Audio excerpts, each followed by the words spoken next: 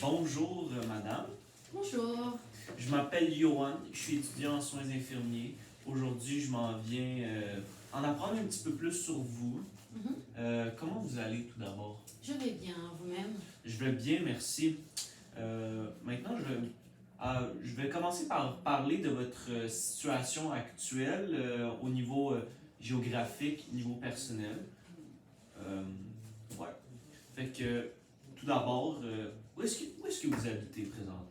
Ah, j'habite sur la rue Sherbrooke à Pointe-aux-Trembles, Donc, dans l'est de à Montréal. l'est de Montréal, oui. D'accord.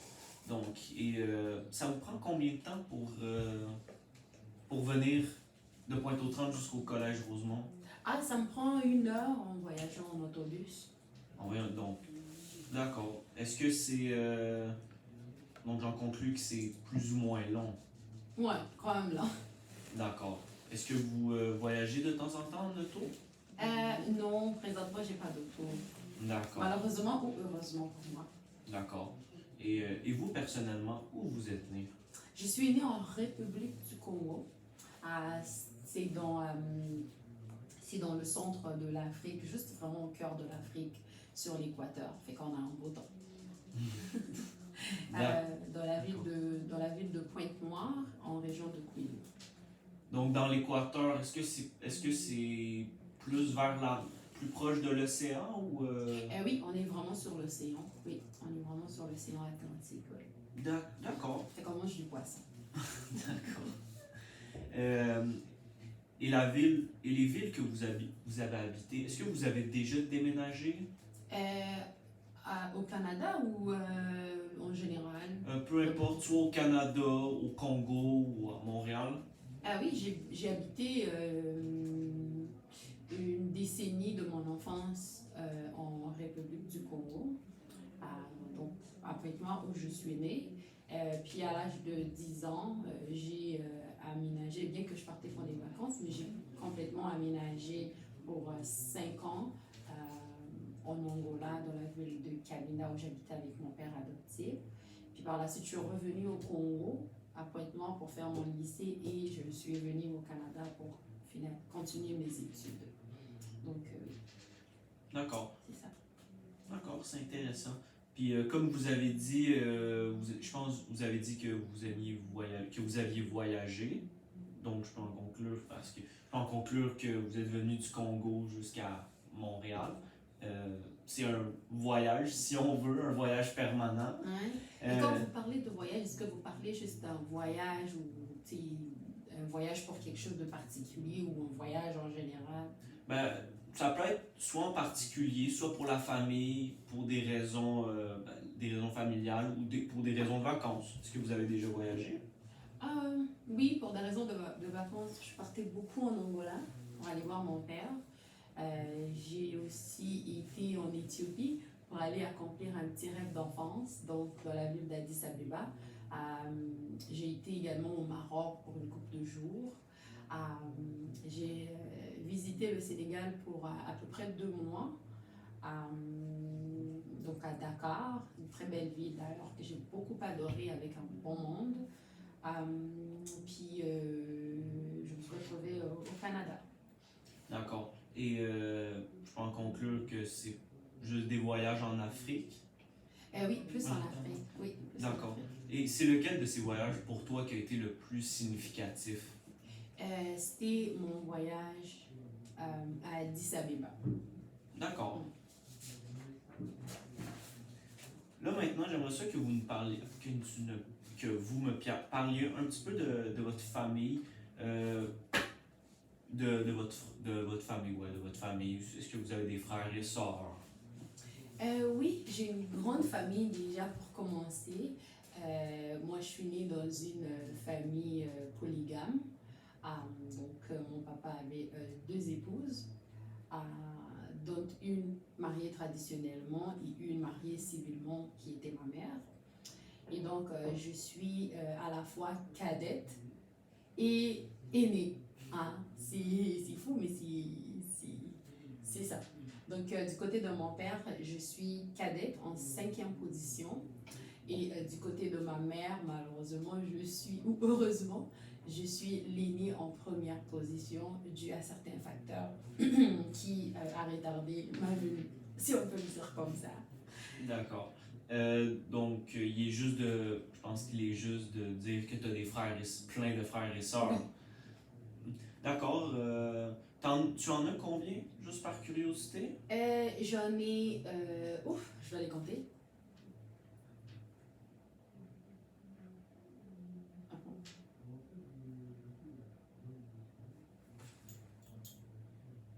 J'en ai 7 du côté de mes parents biologiques et j'en ai 4 du côté d'adoption.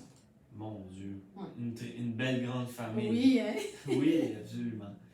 Puis avec ta famille, est-ce que vous avez une tradition familiale qui est importante dans votre famille? Une tradition familiale qui est importante, oui, le respect des aînés. C'est très crucial d'avoir un respect pour les aînés. C'est comme ça qu'on nous a éduqués depuis qu'on est toute jeune. Une personne qui a l'âge de mon père, je vais le considérer comme papa et je vais même l'appeler papa. Et pareil pour une mère.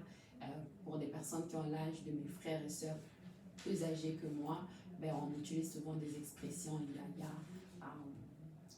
pour les aînés en termes d'âge également, par exemple les vieux, les vieillards.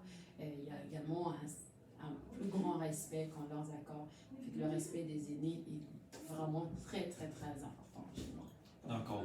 Donc, est-ce que ça serait comme un peu des valeurs familiales qui sont transmises de génération en génération? C'est en plein ça. D'accord. Et avec tes parents, quand tu habitais avec tes parents, si tu habitais encore avec eux, c'était quoi le rôle de tes parents? C'était quoi le rôle que ton père, ta mère, tes frères et sœurs, vous aviez? Par exemple, c'était quoi les rôles vraiment? C'est qui faisait quoi? En fait, c'était vraiment bien partagé. Mon père, bon, je parle de mon père adoptif, hein, donc mon papa, son rôle, c'était plus le rôle du protecteur, du leader de la famille, mais également du pourvoyeur. Et donc, il ramenait les sous pour soutenir la famille, donc il partait travailler. Et ma mère, c'était plus dans l'aide dans l'ensemble. Donc, c'est un peu elle qui coordonnait la maison, qui dirigeait un peu les tâches, puis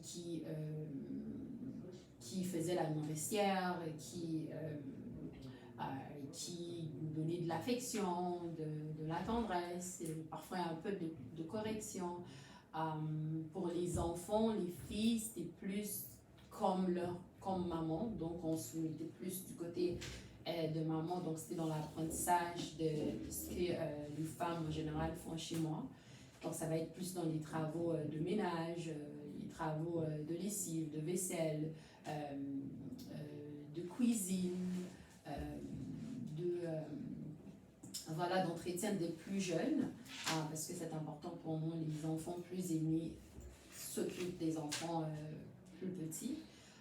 Pour les garçons, c'était plus un peu de la quincaillerie à la maison, sortir les poubelles, aider à faire les petits travaux de réparation, admettons, couper du gazon, vider les poubelles, aider papa à ranger l'auto, monter un meuble à la maison, c'était plus. Donc, si je comprends bien, c'est vraiment un peu le stéréotype du rôle de l'homme et de la femme. C'est ça. D'accord. C'est intéressant.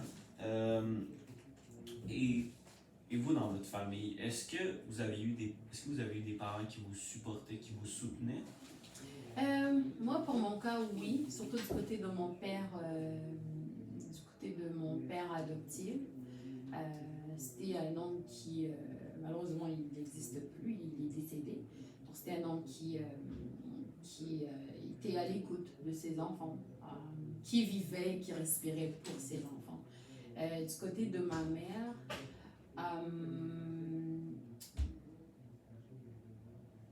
j'ai eu quand même des très bons conseils, on va dire, le soutien en termes de conseils. quand je dis en termes de conseils, je peux, dans le fond, est-ce que vous pouvez juste répéter votre question un peu? Oui, ma question c'était par rapport, c'est comment vos parents, est-ce que vos parents vous soutenaient, peu importe que ce soit au niveau financier, au niveau moral, même physique, j'ai envie de dire? Ah oui, c'est ça. Donc, je pense que j'avais bien compris la question, mais je me suis juste perdue. C'est correct. Oui, j'avais du soutien financier. Toutes mes études ont été financées par mes parents. J'ai jamais à avoir à travailler chez moi pour voir à mes besoins ou aux besoins de quiconque. Euh, J'avais leur soutien en termes de l'éducation, de la correction, mais aussi de l'affection, de l'amour, de la, de tout ce qu'un enfant peut avoir besoin. Donc, ouais, j'ai été comblée un peu de tout. Donc tes parents, ils te donnent, donc ils te soutenaient dans toutes les sphères. Dans toutes les sphères, oui. Je ne peux pas m'en plaindre. D'accord. Et tes parents, est-ce qu'il y a une valeur ou des valeurs importantes qui t'ont transmises et auxquelles ils tenaient, puis qui sont encore aujourd'hui bien présentes avec toi ou avec eux? Oui, que la famille est notre plus grand héritage, qu'on a un terme chez moi, on utilise souvent, je vais le dire dans ma langue, puis je vais le traduire, famille qui est bindanak, mais qui est zinganak. Donc, ce qui veut dire que la famille peut s'étirer, mais ça ne peut jamais, le fil de la famille peut se tirer, mais ça ne peut jamais se casser. Ça veut dire que peu importe ce qui arrive, les aléas dans la famille, les problèmes qu'on peut avoir, il n'y a pas plus grand héritage qu'on peut avoir que la famille. Donc, la famille, c'est vraiment la valeur la plus importante. D'accord. Et c'est un très beau, un très beau proverbe que tu as dit. Maintenant, j'aimerais ça que tu me parles plus de ta vie sociale ou amoureuse. Comme, par exemple, c'est qui les personnes en ce moment ou avant, là, peu importe, c'est qui les personnes les plus importantes à tes yeux? Ça serait ma mère et actuellement mon amoureux. D'accord. Puis c'est quoi que ces personnes-là t'apportent dans la vie du quotidien? Dans la vie du quotidien, je dirais que ma mère, c'est ma source d'inspiration, c'est mon plus grand modèle d'inspiration. Elle m'apporte des conseils très précieux dans la vie, elle m'oriente,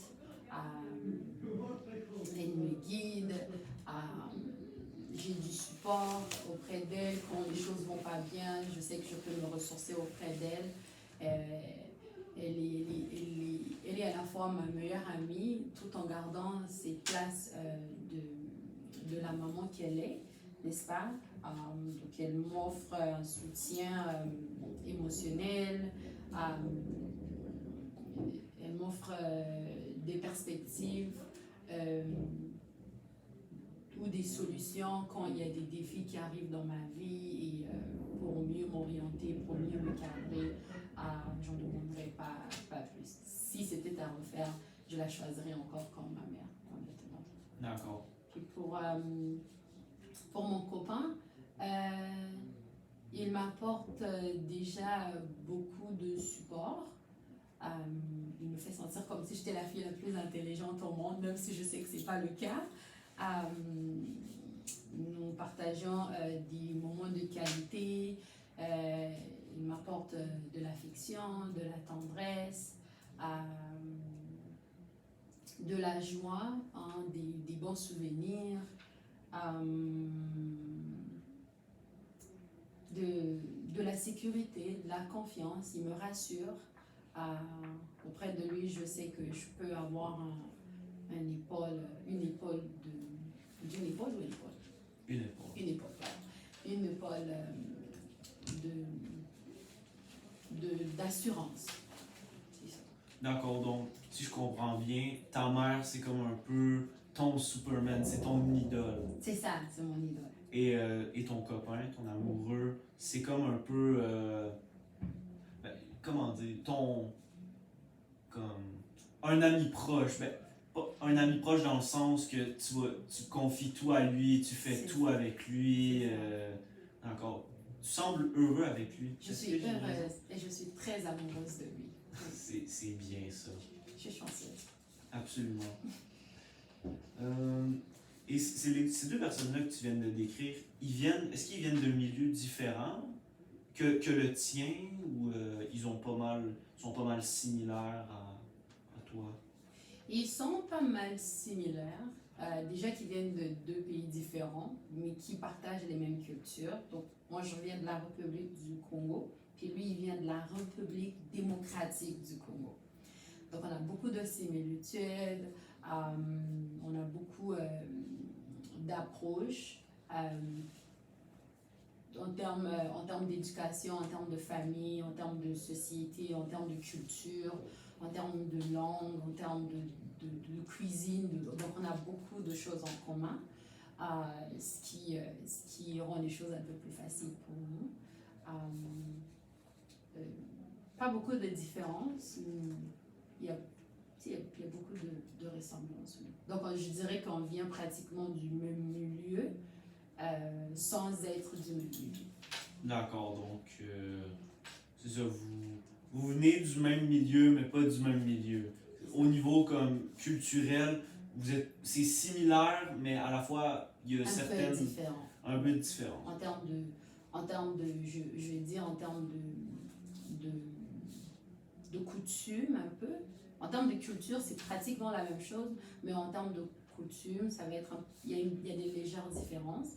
Par exemple, chez moi, on mange le haricot comme on le fait, mais chez eux, ils mangent le haricot avec du sucre. Chez moi, on mange le riz comme ça, mais chez eux, ils peuvent rajouter de la sauce d'arachide dans le riz. Donc, il y a beaucoup de similitudes, mais aussi un peu de différences qui montrent vraiment l'appropriation de la région dont on vient. Donc, c'est plus des différences culinaires, si on pourrait dire? Il y a les différences culinaires, il y a les différences aussi au niveau un peu, au niveau de l'attitude. Par exemple, moi, d'où je viens, les femmes ont plus de droits, si on peut dire ça comme ça, mais lui, de là où il vient, les femmes sont un peu plus... elles parlent un peu moins, elles s'expriment peu. Puis chez moi, c'est un peu matriarcal. Chez lui, c'est plus patriarcal. D'accord. C'est très intéressant. Maintenant, j'aimerais ça savoir, j'aimerais ça que tu parles de toi personnellement, mais au niveau de toi, au niveau du quotidien. Comme par exemple, présentement, je peux penser que tu es aux études. Tu as du temps pour quoi? Est-ce que tu as du temps pour faire tes loisirs, tes passions? Si oui, c'est quoi ces passions? Honnêtement, surtout pour cette session, j'ai pas eu beaucoup de temps. Mais j'essaie quand même d'en mettre un peu pour ma vie spirituelle, ce qui est très important pour moi. Comme loisir, pour cette session, j'en fais pas beaucoup, mais parfois je marche un peu, je parle avec la famille, avec les amis, je passe un peu du temps sur TikTok et les réseaux sociaux pour me distraire un peu. Parfois j'étudie un petit livre, j'aime beaucoup écouter les podcasts et les vidéos sur les prédications, le mentorship, le leadership, le mindset, le développement personnel en général. Parfois, je sors avec des copines quelque temps pour prendre un petit verre et faire un peu des folies pour notre âge. Ou quand je passe du temps avec ma famille qui est ici et mon amoureux. D'accord. Est-ce que vous travaillez? Est-ce que aussi le travail, si vous en avez un, bien sûr, vous empêche aussi de faire pratiquer ces loisirs-là? C'est sûr que ça joue beaucoup. Non seulement pour mes loisirs, mais également dans ma vie en général, pour mes études. Ça joue beaucoup, ça influence beaucoup. Mais on est au Canada, on n'a pas le choix. Oui, donc je travaille actuellement. Je travaille pour la banque CIBC depuis presque 4 ans. En octobre, j'aurai mes 4 ans avec eux autres. Donc, si je comprends bien, c'est un peu comme 50-50. D'une certaine façon, tu as du temps pour faire quelques loisirs, mais d'un autre temps, il faut que tu accordes aussi de l'importance au travail, mais aussi aux études. C'est bien ça? C'est ça. D'accord. Je suis un peu partagée, moitié-moitié là. D'accord. Et au niveau personnel, c'est quoi le plat que tu adores le plus? Le plat que j'adore le plus? Oui.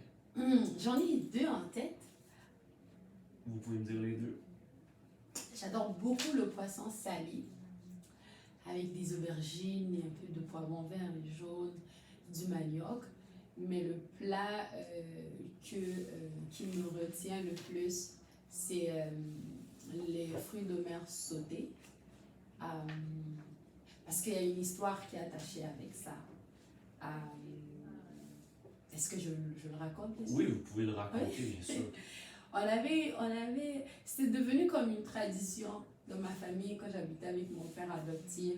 Tous les week-ends, surtout les dimanches, on devrait aller en mer très tôt le matin. Donc, aux alentours de 6 heures, on devrait être pratiquement à 6h, 6h30, on devrait être en mer. Puis, c'était quand même à peu près 1 heure de chez moi. Et donc, il fallait se préparer, il fallait emmener des packs, il fallait avoir tous les équipements qu'il faut parce qu'on partait directement acheter les fruits de mer et du poisson chez les pêcheurs. Et donc, on devrait rentrer à la maison, les préparer, puis faire comme un petit get-together, comme une rencontre. Et c'était important le week-end qu'on le fasse. Généralement, on le sautait avec, on appelait ça de la cebolla picada, je ne sais pas comment le dire, mais c'est comme de l'oignon coupé en carré, des poivrons et tout. Puis on faisait une petite salade avec, et on mangeait ça avec du manioc, avec les mains, tous sur la table. Et là, on se racontait des choses, on se disait des blagues, nos parents nous racontaient leurs aventures, des trucs comme ça. Et c'était très beau. Donc pour moi, c'est resté dans ma tête que ce plat, c'est l'un de mes plats préférés, juste par rapport à l'histoire qui est attachée à ça. D'accord. Je vois que beaucoup, c'est plus que le plat en lui, mais c'est son histoire derrière, puis c'est un peu sa nostalgie derrière. Exactement. D'accord. Et pour les personnes qui te côtoient, tes amis, ton amoureux, tes parents, qu'est-ce qu'ils diraient de toi? Qu'est-ce qu'ils penseraient de toi? Qu'est-ce qu'ils penseraient de moi en termes de... Niveau de propreté, de l'ordre, de personnalité, ouais. Je pense qu'au niveau propriété, on dirait que je suis quand même... Propriété. On dirait que je suis quand même une personne organisée. En général, j'arrive quand même, malgré tout mon emploi du temps chargé, j'arrive quand même à organiser mes choses chez moi. Il n'y a pas de bordel, il n'y a pas... les choses ne sont pas assis là, up and down. Donc, je dirais que je suis quand même une personne d'organisée. Non seulement en termes de propriété, mais également en termes d'équipement. Je pense que je suis quand même assez bien équipée chez moi. L'autre question, c'était par rapport à quoi? C'était plus c'était une piste que je donnais comme niveau de propreté, de l'ordre, mais ça répond pas mal à ma question. Okay. Et plus au niveau de la personnalité, comment les gens qui t'entourent te décriraient, mettons? Très souvent une personne chaleureuse, énergétique, ça je l'entends beaucoup, très empathique aussi. Mes amis disent que je sais quand il y a quelqu'un qui a un souci dans notre clan, dans notre groupe, c'est toujours... Tu n'as pas lui parler parce qu'ils pensent que j'ai toujours les bons mots au bon moment avec la bonne personne à parler. Donc, très souvent, les gens se confient à moi et se sentent en sécurité. Donc, ouais, c'est ça. D'accord, c'est bien intéressant. Maintenant, on va parler de votre vie spirituelle. Est-ce que vous êtes croyante? Oui, je suis croyante. D'accord. Est-ce que d'accord. Est-ce que la religion pour vous c'est très important?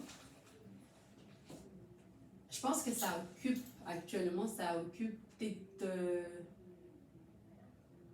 la deuxième plus, parce qu'avec l'école, c'est quand même chaud pour pouvoir servir à l'église et tout, mais je dirais que ça occupe la deuxième ou la troisième plus grande place dans ma vie personnelle, en tout cas, je dirais. Je suis chrétienne née de nouveau depuis pratiquement 8 ans, mais je suis née dans une famille chrétienne, donc dès mon bas âge, j'ai été élevée avec les valeurs, mais j'ai fait mon choix personnel après, je crois, mes 15 ans et j'ai été baptisée il y a 8 ans passés. Donc, c'est très, très important pour moi, la religion, mais aussi la foi. Est-ce que vous allez à l'église? Je vais à l'église constamment. Vous Là, allez... avec les stages, c'est moins, c'est moins évident d'y aller, mais oui, j'y vais. D'accord. Donc, la religion, c'est vraiment une place primordiale pour toi et ta famille, j'ai envie de dire. Oui. Et est-ce que je pourrais considérer que c'est une valeur très importante pour toi, la religion? Très important. D'accord. Et maintenant, je vais passer à la dernière. J'ai presque fini. Je vais passer aux 2 dernières sections. Dans 5 ans, je veux savoir, dans 5 ans, comment tu te verrais? Dans 5 ans, est-ce que tu te vois encore aux études? Dans 5 ans, honnêtement, je me vois sur le marché du travail. Je me vois sur le marché du travail, je me vois dans ma propre maison, je me vois mariée avec peut-être 1 ou 2 enfants, en train de débuter à peine mes études de baccalauréat, à peine. D'accord. Et est-ce que tu habiteras toujours à Montréal? Non, parce que mon chéri et moi pensions être un peu dans les banlieues de Montréal juste à cause du coût de la vie. Mais on prévoyait Mascouche, Joliette, un peu dans ces coins-là. Et tu as dit que vous avez dit que vous voyez dans une maison dans 5 ans. Oui. C'est bien cela? Oui. Oui, d'accord. Et vous avez dit aussi que vous voyez en couple avec peut-être des enfants dans 5 ans. Oui. D'accord. Et un peu plus tard, et aussi dans 5 ans, comme vous allez probablement travailler puis avoir des responsabilités peut-être familiales et aussi au niveau de la maison, de l'entretien, les coûts et tout, tu aimerais avoir du temps pour quoi? Pour la famille, c'est sûr, on peut servir à l'église. En parallèle, développer peut-être un business. Ouais. D'accord. C'est bien intéressant. Je vois que vous avez amené 3 objets ici. J'aimerais ça que vous me les présentiez. Ah, bon. Ça, c'est un pagne. Un quoi? Un pagne. Un pagne. On appelle ça un pagne. Donc, c'est un tissu avec lequel on peut faire des modèles. C'était un pagne, mais c'était un pagne très particulier pour ma culture, en tout cas, pour la femme en général. Donc, je dirais que dans la catégorie des pagnes ou des tissus comme ça, c'est le numéro 1. Celui-ci, je l'ai obtenu auprès de ma mère, donc c'était un cadeau de ma mère pour me dire que voilà, j'avais passé le cap pour devenir une femme et que j'avais des responsabilités que je devrais prendre. C'était suite à mon obtention du bac et, au plan qu'on avait fait. Généralement, on donne ce pagne à des femmes qui sont prêtes à se marier. On donne à des mères qui marient leurs enfants, donc leurs filles, en symbole de remerciement que l'époux ou le gendre donne comme présent à la maman. Ça coûte quand même cher pour nous qui venons de l'Afrique. C'est à peu près une 160 à 170 dollars un tissu. C'est un peu plus long que ça c'est juste un petit morceau de mon foulard que j'ai pris. Donc ça représente la féminité, ça représente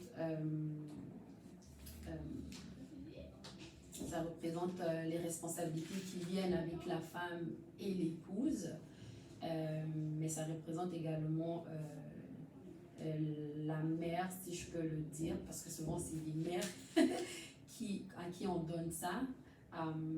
Et donc, un peu en gros, la femme de valeur chez nous. Donc, la femme de valeur va plus porter les tissus de ce genre parce que déjà c'est cher et il faut le faire coudre également. Et donc, c'est pas un tissu que tu vas porter quand tu te réveilles le matin. Donc, c'est vraiment pour des occasions ou pour plaire. D'accord, c'est intéressant. Puis ici, j'ai apporté une spatule. Sinon, on appelle ça une spatule. Couramment, dans ma langue, on appelle ça itia foufou. Donc, un bois de foufou. Dans le fond, ça sert à quoi? Ça sert à préparer du foufou, qui est un complément pour des mets chez moi. Je dirais que c'est le complément secondaire après le manioc. Donc, le foufou, c'est un dérivé du manioc avec lequel on fait une pâte qu'on mange avec une sauce ou un stew, n'est-ce pas? Donc, comment est-ce qu'on l'utilise? C'est qu'on fait notre foufou dans la marmite, après on dépose la marmite à quelque part, puis on prend comme ça. Je l'ai plus grand parce que c'est beaucoup plus facile pour moi de le tenir. Peu importe la quantité de la marmite que j'ai ou du foufou que je peux faire.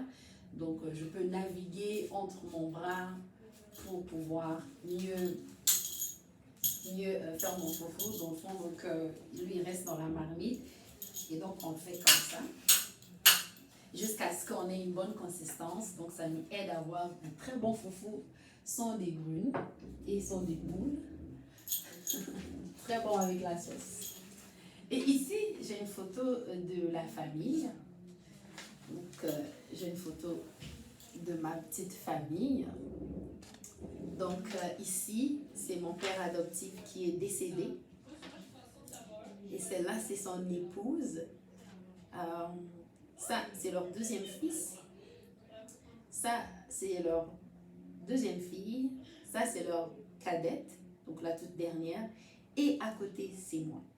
Ça, c'est un jeune que mon père également a adopté, que mon père aimait beaucoup, affectionnait beaucoup par rapport à son caractère, sa vision que mon père admirait et qui, après, a fait partie et qui fait encore partie de ma famille. Et d'ailleurs, sa fille va épouser mon frère. Et donc, je l'ai ramenée parce que c'est une photo de ma famille. C'est la dernière photo que j'ai de la famille où j'ai grandi. Donc, ça me rappelle déjà beaucoup de souvenirs de ma jeunesse et également l'idéal de ce que j'attends d'avoir de ma part comme famille. Et ça me rappelle les valeurs de la famille que je tiens à conserver. Et ça me rappelle également mon parcours que je pourrais aussi transmettre à mes enfants. Donc c'est quelque chose que je chéris particulièrement, d'autant que j'en ai pas beaucoup des photos comme ça de nous. Et aussi Ça me rappelle beaucoup mon père, mon papa adoptif que j'ai beaucoup aimé et que j'aime encore. Et donc, c'est ça. C'est une très belle photo. Merci beaucoup. Bon, ben, ça va être tout pour moi. Je vous remercie beaucoup d'avoir répondu à mes questions et de vous être ouvert à moi. Merci beaucoup à vous d'avoir pris le temps de m'écouter, de partager tout ça. Ça me fait plaisir, puis je vous dis au revoir. Au revoir.